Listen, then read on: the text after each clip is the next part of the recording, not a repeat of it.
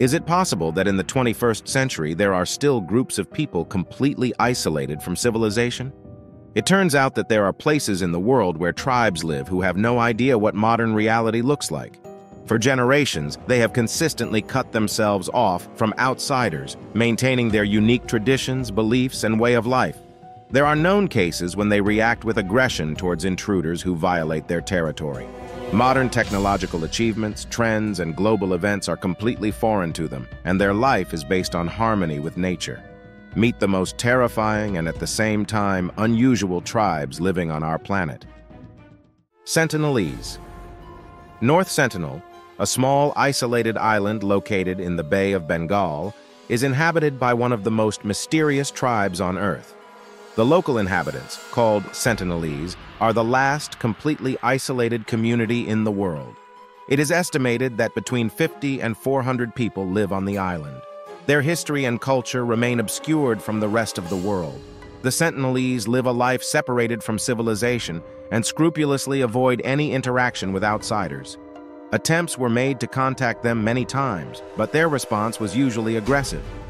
In the year 2004, a powerful earthquake struck the Indian Ocean area, raising fears of the decimation of the island's population.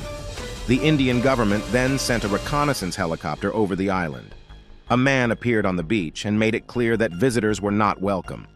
In 2005, the Indian authorities introduced an absolute ban on approaching the island.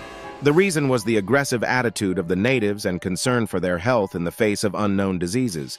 A year later, two poachers unknowingly violated the ban and paid the ultimate price when the island's inhabitants killed them in their sleep.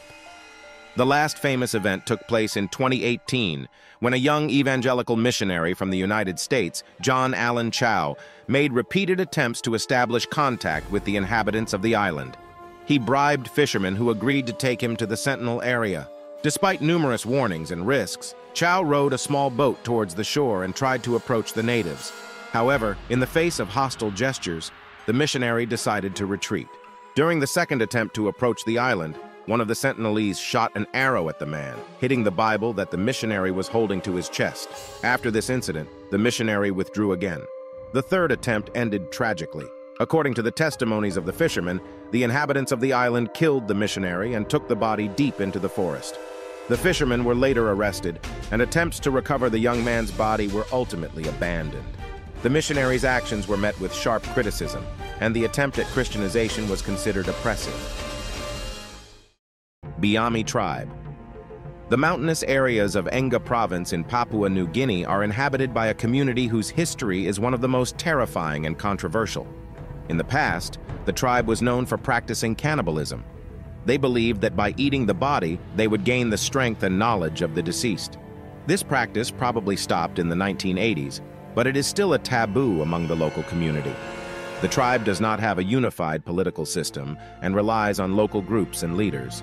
Each village has its own chief, who is elected from among the older men and is tasked with resolving disputes, organizing defense, and maintaining order. Chiefs of different villages can cooperate or compete with each other depending on the situation. Some of the tribes still believe in the existence of ghosts and supernatural forces that influence their lives and fate. Some people have the ability to communicate with spirits and perform magical rituals. They are shamans, a group extremely respected among the tribe's community. They can cure diseases, predict the future, protect against evil forces, or cast curses. They are chosen from among people who have had some extraordinary experience or revelation. Huaorani Tribe. In the heart of the Yasuni tropical forest in Ecuador, there lives a tribe famous for its belligerence and brutality. The Huaorani are known for their steadfast defense of their land and unique culture. They have been waging a fierce battle against oil companies and the Ecuadorian government for decades, seeking to protect their ancestral lands from exploitation.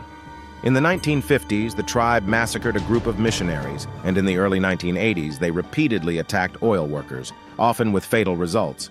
Although the number of attacks has decreased in recent years, the Huaorani are still perceived as dangerous and unpredictable. For a long time, the tribe lived in isolation from the rest of the world. Over time, however, the situation has changed, and now the Huaorani are increasingly opening up to the outside world. Hunting is an important element of the culture of this tribe. Before each expedition, the shaman leads rituals to ensure its success. The main hunting weapon is the blowgun. The arrows used are dipped in poison, which paralyzes the muscles of the hit animal so that it cannot breathe. Suri Tribe. The Suri Tribe is a community settled in the Omo Valley in Ethiopia. Strength is an important element of their culture. For generations, men have been taking part in stick fights called donga. Several times a year, they come from different villages, covering even several dozen kilometers along narrow savanna paths to meet for ritual duels. The dong stick is up to 2.5 meters long and is made of very hard wood. The fights are quite aggressive and brutal, with a high risk of serious injury and even death. He fights to prove his masculinity, solve personal vendettas, and, most importantly, impress women. A characteristic feature of the tribe are women who have clay plates placed in their lower lips. They are a symbol of beauty, status, and fertility. The larger the plate, the more attractive and valuable the woman is. In addition to their aesthetic function, they protect women from evil spirits and ensure happiness. Ayoreo Tribe. The Ayoreo people are an indigenous ethnic group living in the Gran Chaco areas of Paraguay and Bolivia. Their number is estimated at about 3,000 people. They engage in seasonal cultivation and lead a hunter-gatherer lifestyle. Ayoreo society is organized into small, autonomous groups, numbering from several dozen to several hundred people. Each group is headed by a leader, selected for his skills and experience. They believe in the magical powers of shamans, who serve as spiritual and healing leaders. Their religion is based on the cults of ancestors, nature spirits, and deities associated with the elements. One of the most isolated subgroups of the tribe are the Torobiegosod, which means people of the forest. They live deep in the Gran Chaco forest, avoiding contact with other people. They are extremely aggressive towards intruders and can defend their territory with spears and bows. Their language and culture are poorly understood because relationships with them are few. Korubo Tribe. The Korubo Tribe is one of the most fascinating and unexplored communities. They inhabit the Javari Valley in the western part of the Amazon. For a long time, very little was known about this tribe due to their isolation. In 1996, the Korubo Tribe agreed to contact with the outside world, which resulted in the death of many Indians due to a malaria epidemic. Sometime later, internal conflicts occurred, which resulted in the tribe being divided into two groups.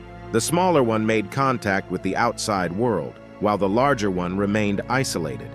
Korubo was at war with the neighboring Matis tribe. The tension between the tribes resulted from competition for territory. In 2014, tragic clashes occurred in which 2 members of the Matis tribe were killed, and in retaliation their relatives killed 10 members of the Korubo. The situation forced the Brazilian authorities to organize an expedition to prevent further escalation of the conflict. It was attended by relatives who had separated from the tribe years ago. In 2018, representatives of both tribes met, which resulted in an agreement and the conflict ended.